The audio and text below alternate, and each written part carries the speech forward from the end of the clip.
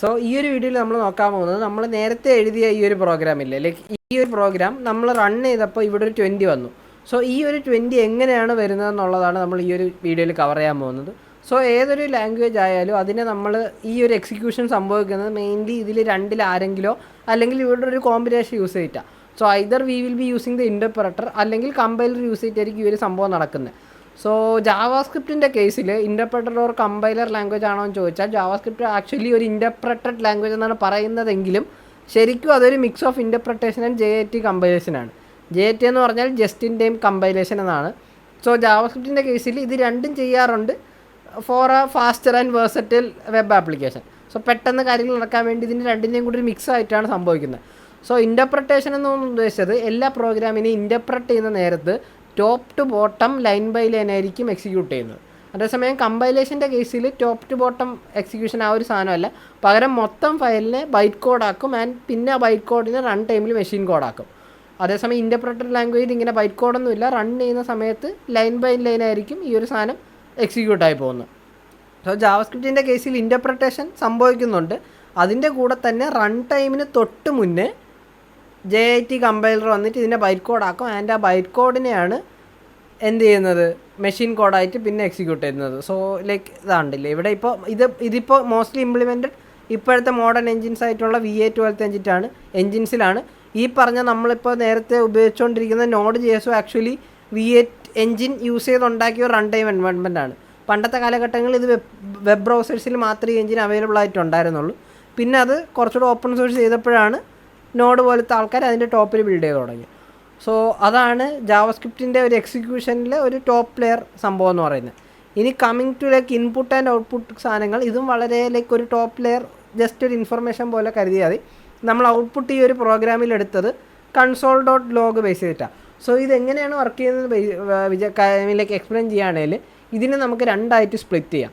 ഒന്നെന്ന് പറയുന്നത് ഈ ഒരു ഫങ്ഷണൽ പാർട്ടും, ഇതെന്ന് പറയുന്നത് ഇതൊരു ഫങ്ഷണൽ പാർട്ടും, ഈ ഡോട്ടിന് മുന്നേ ഉള്ളത് അതൊരു ഒബ്ജക്റ്റ് പാർട്ടുമാണ്. ഇപ്പോൾ നിങ്ങൾ ചോദിക്കും ഒബ്ജക്റ്റ് എന്താണെന്ന് ചോദിച്ചാൽ, ഒബ്ജക്റ്റ് ബേസിക്കലി ഞാനൊരു സാധനം കോപ്പി പേസ്റ്റ് ചെയ്ത് വെച്ചിട്ടുണ്ട്. സോ ഇതാണ് ആക്ച്വലി ഒരു ഒബ്ജക്റ്റ് എന്ന് പറയുന്നത്. ഒബ്ജക്റ്റ് ഈസ് ബേസിക്കലി എന്താണ്, objects are key value pairs. Like key value pairs എന്നാണ് ഒബ്ജക്ട്സിനെ അറിയപ്പെടുന്നത് ജാവാസ്ക്രിപ്റ്റിനകത്ത്. ഇതൊരു ഒബ്ജക്റ്റാണ്, ഈ കേർലി ബ്രാക്കറ്റിനകത്ത് എൻക്ലോസ് ചെയ്തേക്കുന്ന ഒബ്ജക്റ്റാണ്. നമ്മളതിനെ പേഴ്സൺ എന്ന് പറഞ്ഞൊരു വേരിയബിളിനകത്താണ് സ്റ്റോർ ചെയ്തേക്കുന്നത്.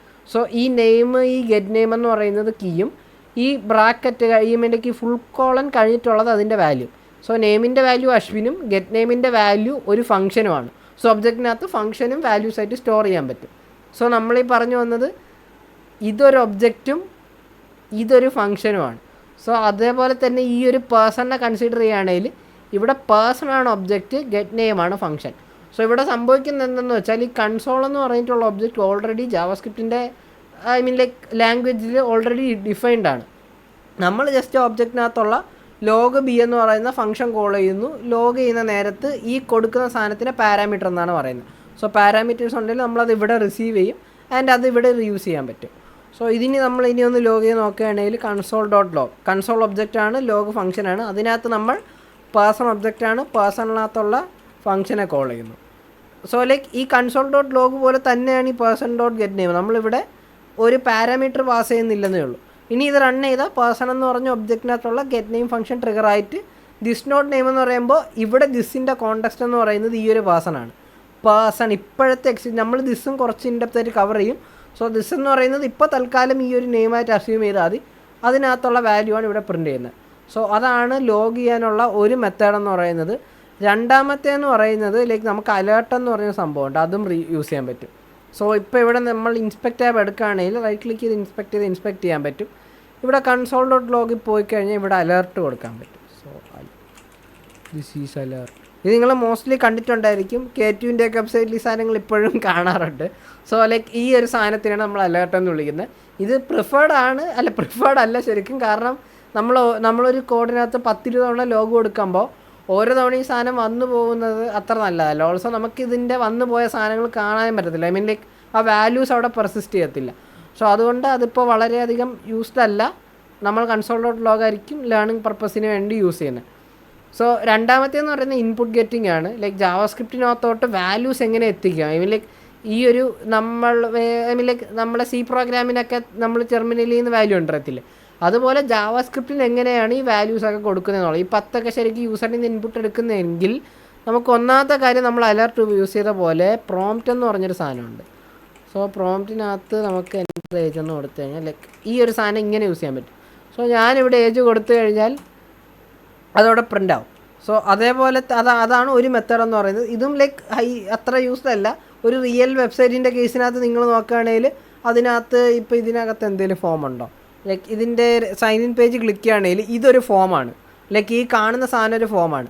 ഇതിൻ്റെ വാല്യൂസ് നമ്മൾ ഇവിടെ നിന്ന് എൻ്റർ ചെയ്യുമ്പോൾ ഇത് ആക്ച്വലി ജാവാ സ്ക്രിപ്റ്റിന് ഫെച്ച് ചെയ്യാൻ പറ്റും. സോ അതാണ് മോസ്റ്റ്ലി നമ്മൾ ചെയ്യാറുള്ള മെത്തേഡെന്ന് പറയുന്നത്. അല്ലെങ്കിൽ പ്രോംപ്റ്റ് യൂസ് ചെയ്യാൻ പറ്റും. സോ ഇതാണ് basically input and output in Java script. പിന്നെ നമ്മൾ എന്താ നോക്കി എക്സിക്യൂട്ടിങ് എ പ്രോഗ്രാം. സോ അത്രയാണ് ഈ വീഡിയോയിൽ നമ്മൾ കവർ ചെയ്യാൻ ഉദ്ദേശിച്ചത്. സോ അടുത്തതായിട്ട് നമ്മൾ ഇനിയുള്ളത് ഓപ്പറേറ്റേഴ്സാണ്. അത് നമുക്ക് നെക്സ്റ്റ് വീഡിയോയിൽ കവർ ചെയ്യാം.